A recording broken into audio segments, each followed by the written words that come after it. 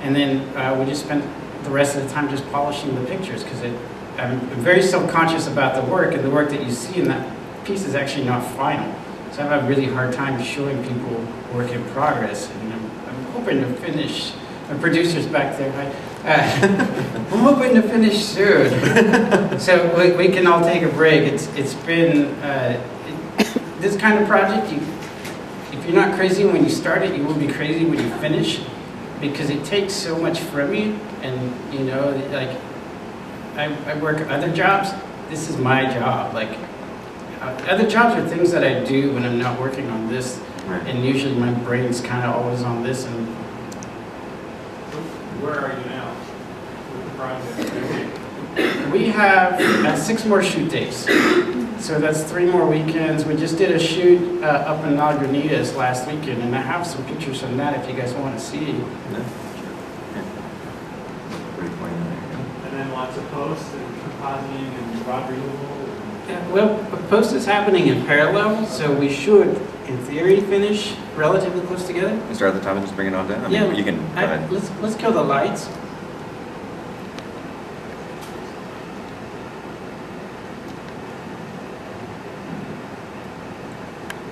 You should just be able to hit the space bar. So this is the ballroom scene in the middle of the film where we see the bugs sort of dancing, and this actual ballroom is about 6 feet big.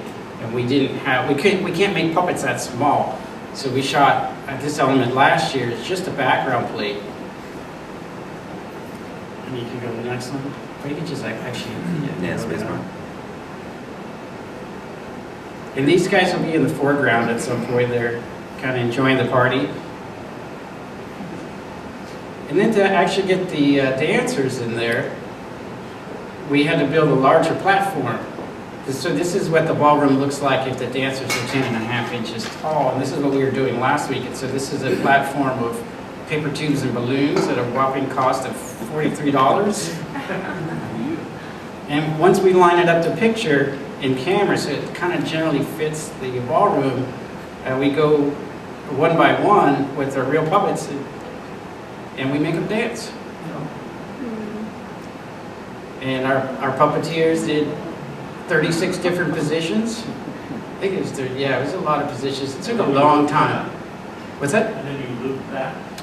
No, we shouldn't have to loop anything, because we shot each performance at each place. So and there's 4 sets of couples. And this is going to be a nightmare to put together, but we'll get there. It's kind of the purpose of the film is we start small, and just when you're like, okay, they went too far, we really go really far, and then we come back down. So it was very important. We spent about $20,000 just on that shot. Which shot? On the ballroom.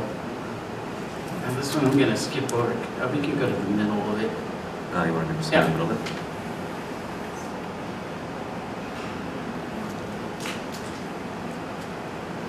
There we go. So this shot we did back in June or July, and this was our biggest set to date. It's 11 by 17, and you can see that it's pretty much crowding our space at the time, and all those people that you see are actually getting paid. Well, that was something that you also chose to do, is that you made sure that like everyone who worked on this got paid, right? Yeah, that's a lesson that I've learned from other projects, is that your costs are the same. So when you don't pay someone, you're externalizing your cost on somebody else's back. Right. So, and essentially that's going to run out, because you're going to run out of friends. Right. Or you're going to wear yourself out. So what we've done with Cicada is we pay everyone that works for us. We track their hours. We pay. We don't pay great. You know, you're not going to retire on us Cicada money. And that's where the cost of all this comes from, is that you're actually paying these artists. Yep. And, you know, every time we open a camera, it's $3,000 just to open the camera. By the time you get the rental and the insurance and all that stuff. What are you shooting with? We're shooting with the red. So, yeah, there's our set. We can cruise over to... It's really dark on that screen. I'm sorry. But we'll have all the dancers in there. We're working on fireworks for the sky. And I have 1 pair of shoes, but I have a castle. And I'm working on a large miniature bridge. It's about 4 feet across right now. So if I'm ever homeless, I could sleep under my own bridge.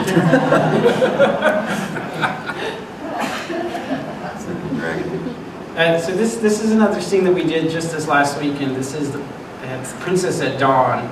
So right before the sun breaks, we see the princess, and this is our marble set, and that's what the footage looks like. It's not playing back so great. Yeah, it's definitely lagging.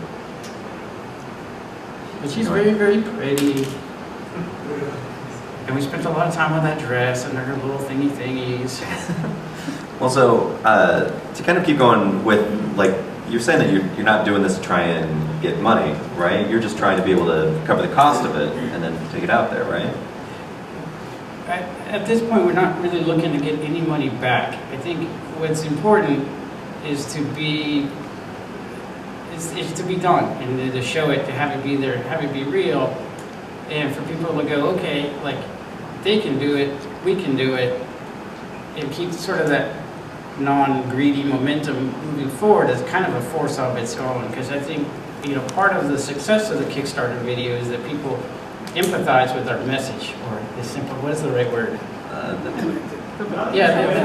They connect with our message. Because if I'd gone out there and said, hey, I'm a greedy ass banker, give me some more of your money, I don't think that would have worked. No, I don't think so. The idea is to maintain the spirit going forward. I don't care about the money. Now that you've been through the Kickstarter process, Get the lights back this may up. sound a little cynical, but would you consider, even if your project was already fully funded, would you consider going through Kickstarter just to help build an audience and basically do it as like a pre-sale? You're pre-selling the DVDs to an audience and help build a crowd. Do you think that would be worthwhile, or is that such a monumental effort to produce that it would be worth it? I don't think it's a bad thing. Like, all of the energy that has come back from Kickstarter has been positive. Everyone that has come out has offered to help, or they've helped us with money. When you go out there and you shake the universe with a stick, if you shake it nicely, nice things come back. Right. Did you find yourself, like, people offering their time and effort and not just their money? Did you get any of that? Yeah, we got some of that. We even got some stuff like very attractive young girls are like, hey, I'm driving up from San Diego and I'm going to move in at your studio and work for free. And I was like, wait, how did the puppets become Hollywood? Our casting couch is this big. What did you see with you say you initially reached out to people? Did you do that just with phone calls or stuff like that, or did you do more social networks, Twitter, Facebook, stuff like that, or what? What was your main? It was all email for the most part. I'm kind of a shy person, so I have a hard time getting on the phone.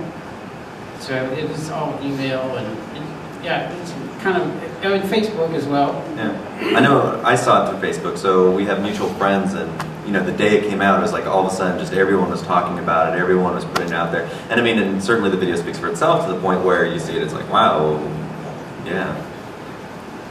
I'm curious about the transition from what you find sort of a financial career into making films.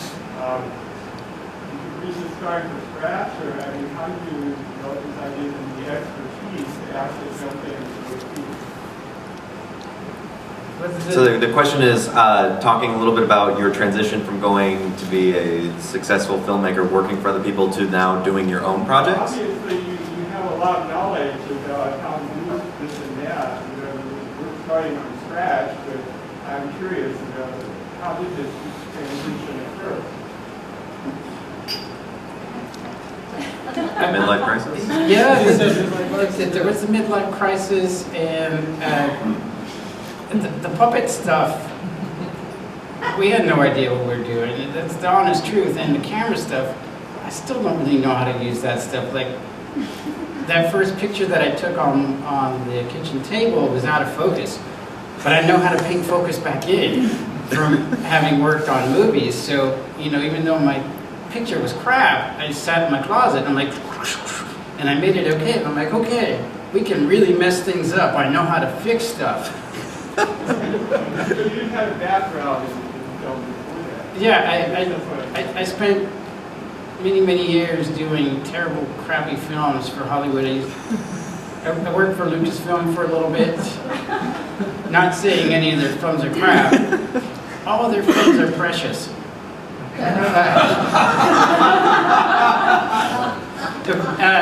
We had a saying at ILM, which is, you know, if we're working on a film, it's probably crap, which is true. I mean, Men in Black 2 and Terminator 3 and all these kinds of things. And let's get one more question. How long is your piece?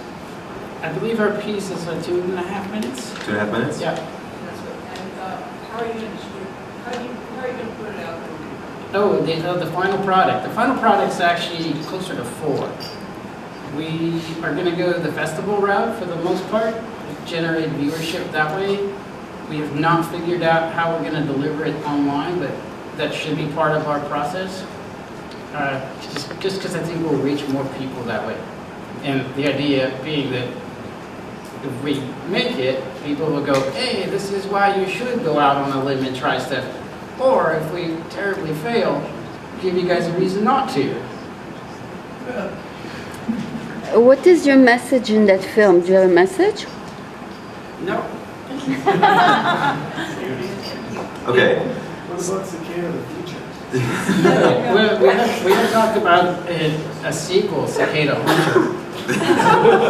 So you said earlier you were going to ask, you mentioned what you learned about money or things like that. What is that? What was that? Well, the one I brought up, which was that everything has a cost, and that cost is pretty much the same. If you're not paying for it, you're paying for it later. Yeah. So you might as well, if you can get the money up front and pay people right or pay people better, things will just move, and there's just a lot less drama. All right, see, I wrote down my other lessons. Do you just have time for these? You got time. I'll let you time. Doing things hard makes things hard to do. Pearls of wisdom. Yes, and what I mean by that is when I was working 3 jobs to generate the income, it was really, really hard to produce the work because I was physically exhausted all the time. I could only look at pictures on my cell phone. You know, I looked like I had been shooting heroin all the time because I was emaciated, and you know, I would come home to my places, drop my pants, and pass out on the mattress. And while that worked, and I still have the instinct to do it because it's what I know how to do. I'm a bull. I go out there and knock things over. What I've learned is if you can step back, put your message together, and go reach the right people, you know, 1, you won't kill yourself like the Kickstarter stuff, and 2, like the momentum and the positive flow that comes from that versus being the angry man in your closet is exponentially more beneficial. And then the third lesson, which is the one that I still struggle with, and Sarah will agree that I struggle with all of these all the time, is you can't do it without help. You don't get help unless you ask for it. And that, I find myself in that place all the time where even with the support of the community, I'm still like, work, I'm going to drive the van up the mountain myself, and I will sleep in this van because, yeah, and I probably could have just asked somebody for help, and they probably would have helped me. Anyways, those are my lessons. Excellent. One last question from Mauchi, and then we'll open it up for all the panelists. Great. And actually, this is kind of a question for all the panelists, but I'd like to start with Mauchi. Hope was asking about distribution. And I'm wondering if you looked at, I've actually been doing some exploration for a friend at Bay Whiffam that is looking to distribute her film through iTunes or a common distribution. Now, as a game developer, I get 30%. As a filmmaker, you actually have to go through an aggregator to get into iTunes for distribution. Or you have to have had 5 feature films that have been released by Hollywood. So it's one of those catches that we had heard about already. If you have a star, then you can get money. So, and then there's the secondary distribution of Jammin' for indies. And I'm wondering if you've looked at those and you know what your online plans are and how you're going to approach that. And then maybe the others can jump in on that as well. That sounds smart. we are just getting to that point because we've just been buried trying to actually produce the work, but that's kind of been creeping in the background as to something we need to spend a lot of energy to figure out. I didn't know